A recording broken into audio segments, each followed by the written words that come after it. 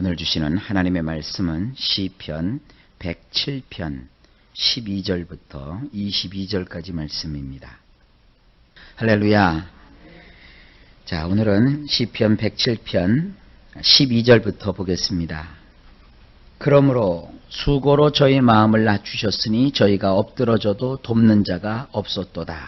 자, 지금 이게 어떤 상황입니까? 어제 말씀 11절을 보게 되면 엘의 말씀을 불순종하며 지극히 높으신 분의 권고를 심히 싫어하는 그런 한 사람이 나오죠. 그 사람을 하나님께서 그러므로 원문을 보면 그분이 고역으로 그들의 마음을 낮추셨느니라. 그들이 비트적거리는데도 아무도 도와주지 않는도다 라고 말씀하고 있습니다. 하나님께서 때로 하나님의 법을 불순종하고 또 하나님이 이렇게 일러주시는데도 그 권고를 심히 싫어하는 사람들을 다스리는 방법은 고역입니다. 고역. 여러분, 이 고역이라는 말이 참 어렵기도 하지만 그러나 가만 보면 그렇게 어려운 말도 아닙니다.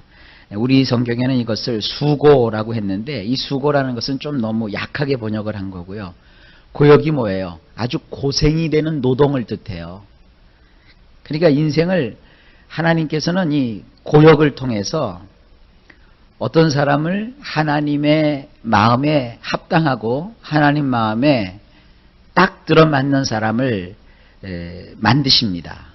그러니까 우리가 볼 때는 이 인생 가운데 고역이 없었으면 좋겠죠. 그러나 하나님은 이 고역이라는 도구를 아주 자주 사용하시는 편이십니다. 그래서 마음고생을 시키시고 또 실제로 인생의 고통과 고생 속에 우리를 때로는 집어넣으실 때가 있어요. 그래서 그 하나님이 얻고자 하시는 목적이 뭐냐? 마음을 낮추시는 거예요. 마음을 내가 높이면 한번 생각을 해보세요. 11절에 하나님은 엘리온이시거든요. 높으신 하나님. 그런데 높으신 하나님을 더 높이려면 우리가 낮아져야 되거든요. 근데 우리가 자꾸 높아지려고 하면 그 높으신 하나님이 자꾸 이렇게 줄어들게 되잖아요. 그러니까 납작 엎드리고 바싹 깨질 때 하나님께서는 영광을 받으시는 거예요. 자, 여기서 여러분 하나님께서 주시는 힌트를 발견하셔야 돼요.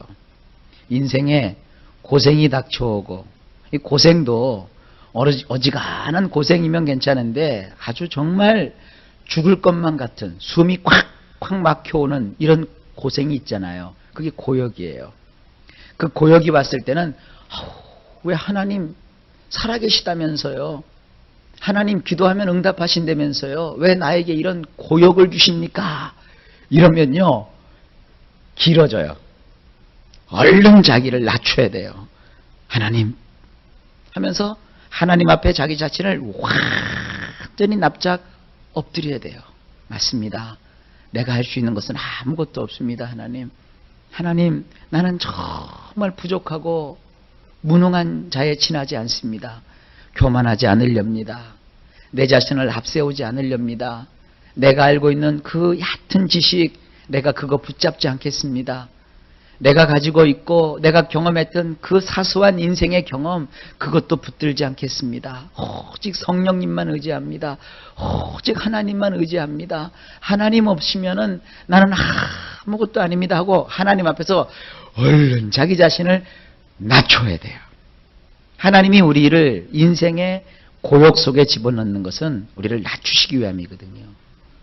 물질 때문에 막 자랑하는 사람은 하나님은 물질의 어려움으로 그를 다스리세요. 사람 때문에 막 의기양양하면 하나님은 인간관계의 아픔을 통해서 그를 납작 엎드리게 만드세요.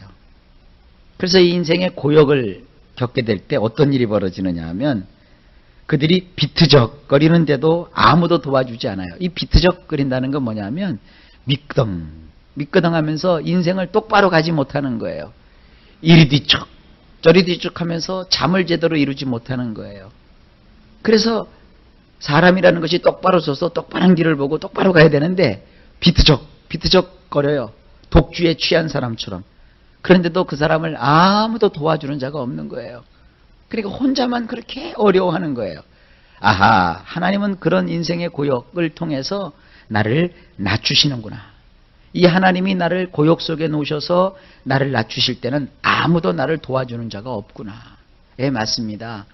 여러분, 하나님께서 우리의 인생을 다루실 때는요, 내가 그 과정을 다 마칠 때까지는 아무도 나를 하나님께서 도와주도록 하지 않으세요. 때로는 여러분이 가장 가까운 친구도 여러분이 연단을 받고 고역을 거칠 때는요, 나 모른 채 하고 등도 돌려요. 그러니까 이 세상에서 인간은 사랑해야 되고 봉사해야 될 대상이지, 여러분이 그들을 매달리고 의지하고 이래서는 안 돼요. 오로지 우리가 매달리고 의지할 것은 하나님 한 분밖에 없으십니다. 하나님을 꼭 붙들고 여러분들이 그 고역 속에 있을 때는 그저 하나님만을 바라보셔야 돼요. 13절입니다. 자, 이제 어떻게 됐느냐? 원문으로만 볼게요. 그들이 그 비탄함 속에서 여호와께 부르짖자 그들을 그 비탄함에서 그분이 건져내셨도다. 자, 보세요. 고역을 치루었으니까 마음이 어떻게 돼요? 갈갈이 다 찢겨졌죠. 우리식으로 말하면 어떻게 돼요? 마음이 활활 다 숯검댕이처럼 타버렸어요. 마음이. 그게 비탄함이에요. 그 비탄함 정도 되면 어떤 사람들은 신앙을 버리기도 하고 인생을 포기하기도 해요. 그러나 오늘 시편 기자는 그 비탄함 속에서 무엇을 해요? 하나님께 부르짖으셨어요. 기도도요, 조용 하는 기도는 그나마 그래도 마음이 편안한 사람이에요. 인생에 여러분들 비탄함에 빠지면 조용 기도하지 마세요. 여기 성경에 있잖아요. 부르짖으랐다 그랬어요. 부르짖었다. 부르짖는 게 뭐냐면 하나님을 향하여서 무슨 목소리만 크게 하는 게 아니라 내 마음을 산산이 갈기갈기 찢는 거예요. 여러분, 억울한 일을 당하면 막 옷을 찢잖아요. 그처럼 내 마음을 막 찢으면서 하나님이요 하고 하나님께 부르짖는 거예요. 그러자 하나님은 그 비탄함에서 그들을 건져내신다 그랬어요. 이렇게 부르짖는 기도는 비탄함 속에 빠졌을 때 반드시 하나님께 드려야 됩니다. 그래야 하나님이 건져내십니다. 14절입니다. 그분이 그들을 어둠과 죽음의 그늘에서 나오게 하셨고 그들을 얽었던 줄들을 뜯어버리셨도다. 부르짖으면 그의 인생 속에 찾아온 어두움과 죽음의 그늘에서 하나님이 그들을 나오게 하셨고 또 그들을 꽁꽁 묶었던 올감했던 모든 얽은 줄에서 그것을 줄을 다 뜯어내 버리셔가지고 해방을 시켜주시는 거예요. 그러므로 어떻게 해야 되느냐? 15절입니다. 여호와께 감사를 드리라. 그분의 인애하심과 그분이 사람의 아들들에게 보여주신 놀라운 일들로 말이다. 자, 이 여호와께 감사를 드리라. 그분의 인애하심과 그분이 사람의 아들들에게 보여주신 놀라운 일들로 말이다. 이 말씀이 시편 107편에 계속 반복이 돼요. 1절에도 반복이 되고요. 또 8절에도 나오고요. 그 다음에 오늘 지금 읽었던 15절에도 나오고요. 또 밑으로 좀 내려가다 보면 21절에도 나오고요. 계속 반복이 돼요. 아하, 시편 107편에 뼈대가 되는 구절이 이거예요. 여호와께 감사를 드려라. 그분은 인애하심을 가지고 계시고 그분은 사람의 아들들에게 놀라운 일을 보여주시는 분이시다. 그러므로 너희는 그분께 감사를 드려라. 그래서 여러분, 이 시편 107편은 기쁠 때 감사하는 게 아니라 고역 속에서, 고난 속에서 부르짖어서 하나님이 그를 그 어려움 속에서 건져냈을 때 드리는 그런 감사예요. 그러니까 여기서 우리가 신앙을 가져야 됩니다. 내가 지금 어렵고 힘들다고 해서 그것만 보시면 안 돼요. 이때 내가 하나님 앞에 부르짖으면 하나님이 나를 사랑하셔서 이 어려움 속에서 나를 건져내신다. 근데 건져내시는데 하나님이 줄 하나 쭉 던져갖고 야, 그거 붙잡고 나와. 그게 아니에요. 하나님이 인내하심으로, 그리고 하나님께서 놀라운 기적을 베풀어 주심으로 그를 참 정성껏 하나님이 끄집어 내시는 거예요. 그러므로 너희는 그 하나님께 감사를 드리라는 거예요. 얼마나 놀랍고 위대한 말씀입니까? 16절입니다. 왜냐하면 그분이 청동문을 산산히 부수시며 쇠빗장을 꺾으시기 때문이니라. 이 청동문이라고 하니까 잘 여러분들이 이해가 안 되실 거예요. 그 옛날 우리나라도 서울에도 보면 성문이 있었다고요. 서울에 보면 이렇게 4대 성이 있잖아요. 무슨 남대문이니 동대문이니 이런 문에 가보면 큰 대문이 있어요. 보통 그 큰 대문을 보게 되면 아주 튼튼하고 굵고 큰 나무를 연결해 가지고 대문을 만들거든요. 그리고 대문 사이사이에 이렇게 경첩을 받고 또 이렇게 뼈대를 세워서 문짝을 고정을 시키잖아요. 그때 들어가는 쇠가 이 청동쇠입니다. 그러니까 조금 다른 말로 하면, 우리말로 하면은 노쇠가 맞겠죠. 노쇠로 이렇게 튼튼하게 문을 만들어냅니다. 근데 아주 더 크고 아주 중요한 대문은 나무로만 만들지 않고 청동으로 완전히 다 둘러싸요. 그러니까 문이 더 튼튼한 것이죠. 그리고 나서는 문을 닫아놓고 그 사이에다가 쇠빗장으로 탁 질러 놓는단 말이에요. 그러면 어지간한 충격을 받지 않고서는 그 문이 부러지거나 무너지질 않는다고요. 우리 인생 가운데 우리가 점령해야 될 수많은 성들이 있다고요. 옛날에는 영토를 확장할 때 성을 점령하면서 영토를 확장하거든요. 그런데 하나님께서는 청동문을 산산히 부숴버리시고, 그리고 그 문을 막고 있었던 쇠빗장을 하나님이 꺾어버리세요. 우리 인생 속에 축복의 통로를 가로막고 있는 모든 문들을 하나님이 다 부숴버리시고, 우리의 축복을 가로막고 있는 모든 쇠빗장들을 다 꺾어버리세요. 그러니까 하나님께서 주시는 축복이 우리에게 오게 되는 거예요. 얼마나 놀랍습니까? 우리를 가로막는 그 모든 장애물들을 하나님께서 제거해 버리세요. 무엇으로요? 그분의 인애와 또 그분이 베풀어 주시는 기적으로.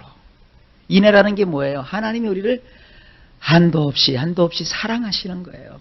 애정을 베풀어 주시는 거예요. 그 사랑을 우리에게 베풀어 주시고, 그리고 하나님께서 가지신 그 강한 권능과 능력으로 기적을 일으키셔가지고 청동문을 다 부숴버리시고 쇠빗장을 꺾어버리셔서 우리로 하여금 승리를 얻게 하시는, 고난에서 건져주시고 원수를 이기게 하시고 비탄함 가운데서 뽑아내 주시는 이런 놀라운 일들을 하나님이 이루어 주시는 겁니다. 그러면서 다시 한번 시편 기자가 17절에 이렇게 말합니다. 어리석은 자들은 그들이 반역의 길로 다니기 때문에, 그리고 그들이 불법을 저지르기 때문에 괴로움을 당하느니라. 다른 거 아닙니다. 모든 어려움은요, 물론 우리를 연단하시는 하나님의 뜻이 있겠지만, 그러나 대개 어려움은 어디서 찾아오느냐? 하나님 말씀을 우리가 어기기 때문에, 하나님의 뜻을 거스르기 때문에 그래요. 그것은 다른 사람 이야기다 이렇게 생각하지 마세요. 이렇게 말씀을 전하는 목사도요, 여러분 목사님 그러니까 뭐 성경 말씀을 다 꿰차고 다 알고, 여러분 그렇다고 생각하시죠? 예, 물론 목사님은 항상 말씀을 연구하고 말씀을 준비하기 때문에 여러분들보다 성경을 조금 더 많이 알 수는 있어요. 또 전문가니까 조금 더 여러분들보다는 성경 지식이 풍성할 수 있어요. 그래도요, 말씀대로 사는 거는 목사나 성도님들이나 똑같은 거예요. 목사도 인간인지라 어떤 때는 하나님 말씀을 이렇게 거스릴 때가 있어요. 주님의 뜻을 잘 따르지 못할 때가 있어요. 그러면 하나님은요, 어김없으세요. 탁 하고 제동을 걸어 놓으시고요, 어려움을 주셔서 어떻게 하세요? 깨우쳐 주세요. 그래서 바로 서게 하시는 거예요. 왜냐하면 하나님이 사랑하시기 때문에. 하나님은 목사라 할지라도 말씀대로 살지 아니하면 하나님이 기뻐하지 않으세요. 그래서 바로 잡으시려고 때로 이렇게 하나님이 괴로움을 주시는 거예요. 그러니까 성도 여러분들도 무슨 괴로운 일이 생기면 아유 하나님 왜 나를 이렇게 하세요? 왜 나만 갖고 그러세요? 그렇게 하지 마세요. 나의 삶 속에 내가 하나님의 뜻 가운데 무엇을 어기지는 않았는가? 내가 도대체 하나님 앞에 부족하고 잘못한 것이 무엇인가? 그걸 여러분 발견하시려고 하세요. 발견을 못할 것 같으면 기도하시면 돼요. 하나님, 내가 하나님 앞에 잘못하고 있는 게 뭐예요? 좀 알려주세요. 우리 인간은요, 4가지 나의 모습이 있어요. 하나는 나도 알고 너도 아는 내가 있어요. 그래서 이런 점은 나도 나빠. 근데 저 사람이 볼 때도 그런 점이 나의 단점이에요. 두 번째로는 나만 알고 있고 너는 모르는 나의 모습이 있어요. 그러니까 상대가 볼 때는 내가 그렇게 천사 같고 천사표인 줄 알고 선하고 그럴 줄 아는데 나는 아니에요. 나는 그것이 나의 단점이고 나의 결점이에요. 이건 뭐예요? 감추고 싶은 나지요. 나만 알고 있는 비밀이니까. 세 번째는요. 나는 모르는데 너는 알고 있는 나의 모습이 있어요. 이게 사람을 미치고 환장하고 팔짝 뛰게 하는 거예요.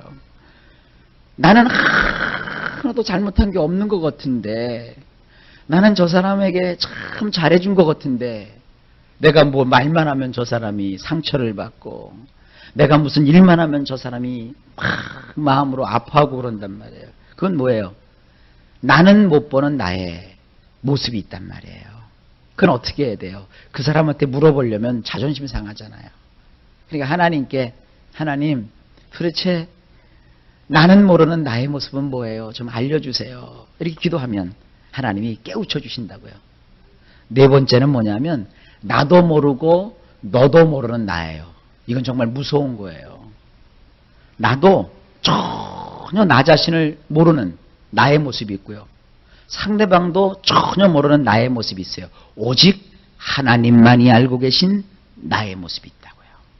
이거는 정말 기도하면 발견하게 돼요. 여러분이 다 잘한 것 같고 다 여러분이 훌륭한 것 같지만 기도하다 보면 아이고 참 하나님 앞에 나 같은 죄인이 없어요. 하나님 앞에 나같이 부족한 자가 없어요. 기도하다 보면 그게 이제 보이게 돼요. 그걸 우리는 뭐라 그래요? 하나님 앞에서 우리의 영성이 깊어졌다고 하는 거예요. 이런 깊은 영성까지 여러분들이 도달하실 수 있기를 주님의 이름으로 축복합니다. 바울이 그랬잖아요. 나는 죄인 중에 괴순이라 그랬어요. 이 괴수라는 말이 뭐냐면 하면 가장 악하고 악한 자라는 거예요. 아니 바울이요. 지나온 날들의 잘못은 다 하나님 앞에 회개해서 용서를 받았단 말이에요.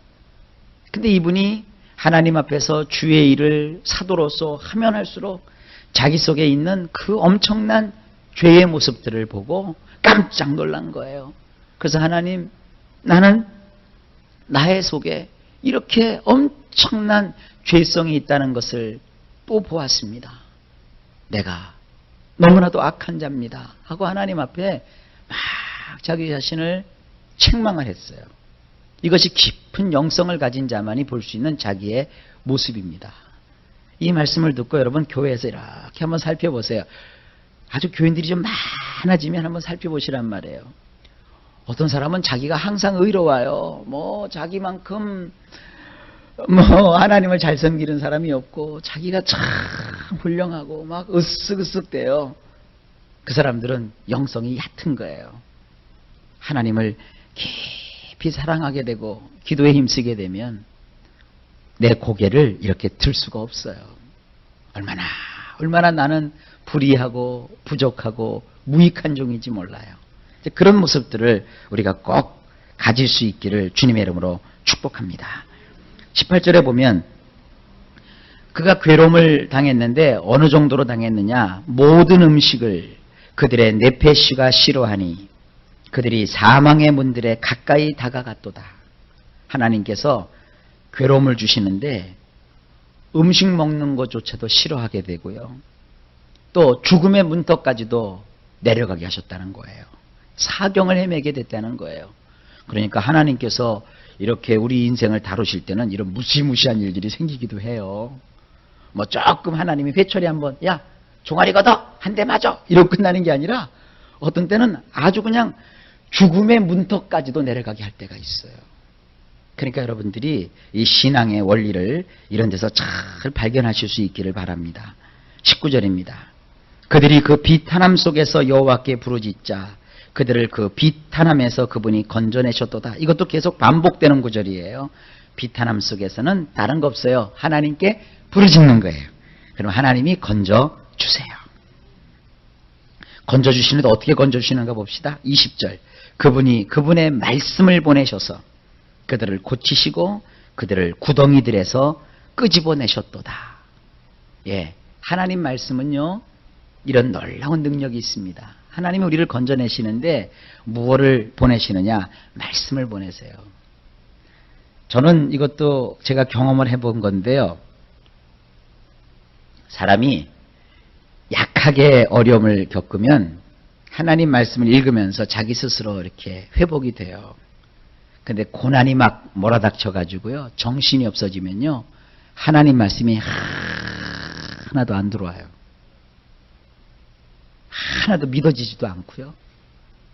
그리고 누가 성도님 하나님이 함께 하십니다. 그러면 속에서 벌써 이렇게 막 올라와요. 함께 하는데 이래? 무슨 함께 하는 게 그런 게 어디 있어? 이래요. 그러면요. 정말 사망의 문에 가깝게 내려가요. 그러다가 어느 순간에 하나님이 도와주셔서 깨닫고 이렇게 나의 인생이 바뀌는 시점에서부터는 이상하게 하나님 말씀에 은혜가 오기 시작해요. 그래서 하나님 말씀이 내 귀에 들려오기 시작해요. 그 말씀이 내 속에 깨달아지기 시작해요. 그 말씀이 나에게 위로가 되기 시작해요. 그러면 그 사람은 회복되는 거예요. 그래서 목사가 돼서 성도들이 이렇게 생활 속에 어려움을 겪을 때 이렇게 본다고요. 말씀을 어려움 중에서도 아멘, 아멘 진심으로 받아들이면서 그 말씀을 의지하면 그 사람은 반드시 거기서 회복돼요. 일어나요. 근데 어떤 사람은 그냥 목사님 앞이니까 체면상 그냥 아멘, 아멘 그러면서 속에서는 쏘멘, 쏘멘 그런다고요. 쏘멘이 뭔지 아세요? 그 쏘가리 쏘자예요. 나를 놀려먹나 목사님이? 뭐야? 뭐야? 이러면서도 그냥 목사님 앞에서는 체면상 그냥 아멘, 아멘 그래요. 그러면요. 그 인생이 풀리지를 않아요. 그런데 어느 순간에 하나님이 은혜를 주시면 말씀이 내 속에 들어와요. 그래서 말씀이 들어와서 어떻게 되느냐? 나를 고쳐주세요. 나를 회복시켜주세요. 그럼 어떤 일이 벌어져요? 구덩이에서 하나님이 나를 끄집어내 주시는 거예요. 그래서 21절에 또 반복이 되죠. 여호와께 감사를 드리라. 그분의 인내하심과 그분이 사람의 아들들에게 보여주시는 놀라운 일들로 말이다. 마지막으로 22절입니다. 감사의 제사를 위한 희생 제물을 드리며 그분의 행하심을 기쁜 환호성과 더불어 자세하게 말할지어다. 자, 이게 우리 성경으로 보면 이렇게 되어 있어요. 우리 개역 성경에는요. 22절이 감사제를 드리며 노래하여 그 행사를 선포할지로다. 굉장히 멋있게는 되어 있지만 그 뜻이 뭔지 잘 드러나질 않죠. 여기 보면 감사의 제사를 위한 희생 제물을 드리며 구약에 보면 5가지 제사가 있다고 말씀드렸어요. 번제, 소제, 화목제, 속죄제, 속건제.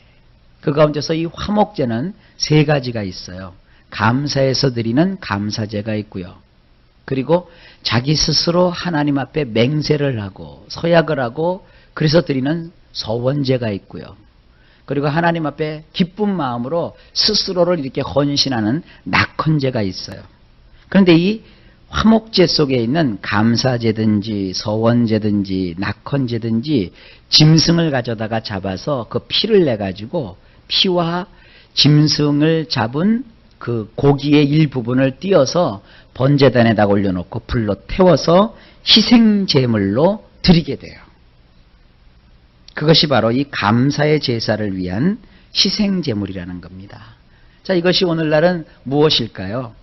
이것은 우리의 헌신을 뜻하는 것이기도 해요.